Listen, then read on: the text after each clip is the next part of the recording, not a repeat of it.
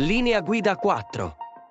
Prevedere diverse opportunità che riguardano il movimento. Interagire con materiali e strumenti accessibili. Un libro di testo o una guida in formato cartaceo offre limitate possibilità di movimento e di interazione fisica, ad esempio, voltare le pagine, scrivere a mano negli appositi spazi. Anche molti software didattici interattivi forniscono solo mezzi limitati di movimento e interazione, ad esempio, usando un joystick o una tastiera. La possibilità di muoversi e interagire in questi modi limitati innalzerà le barriere per alcuni studenti con disabilità fisiche, cecità, disgrafia o che hanno bisogno di vari tipi di supporti per le funzioni esecutive. È importante fornire una serie di materiali con cui tutti gli studenti possano interagire.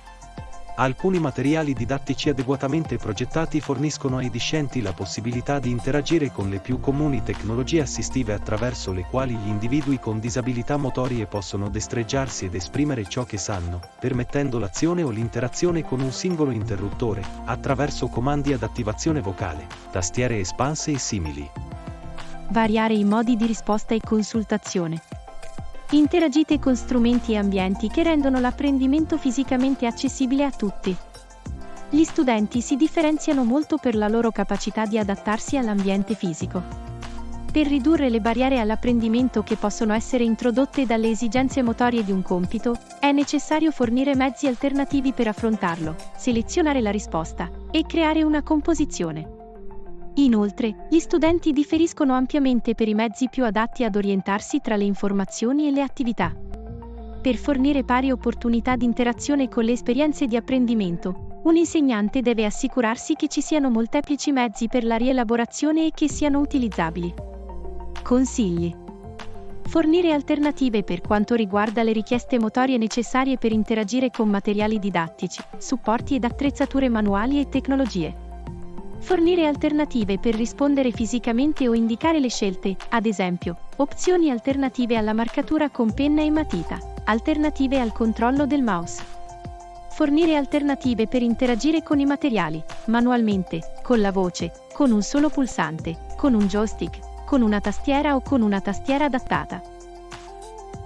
Ottimizzare l'accesso a strumenti e tecnologie di supporto. Aprite le porte all'apprendimento con strumenti e dispositivi accessibili.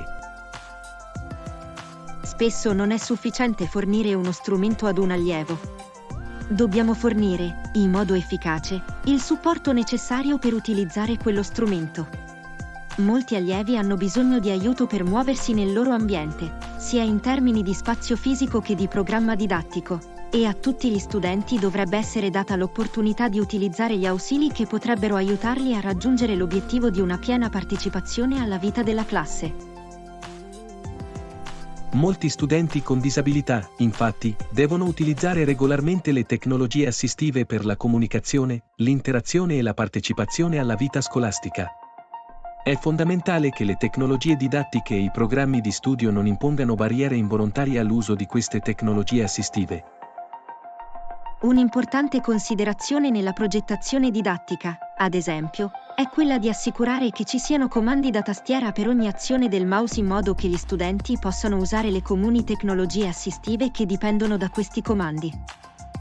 È altrettanto importante assicurarsi che rendere una lezione fisicamente accessibile non elimini inavvertitamente la sfida all'apprendimento. Consigli. Fornire comandi a tastiera alternativi per l'azione del mouse. Costruire opzioni di accensione e di scansione per un maggiore accesso indipendente e alternative alla tastiera. Garantire l'accesso a tastiere alternative. Personalizzare gli schermi tattili e le tastiere. Selezionare i software che funzionano perfettamente con le tastiere alternative e con i tasti Alt.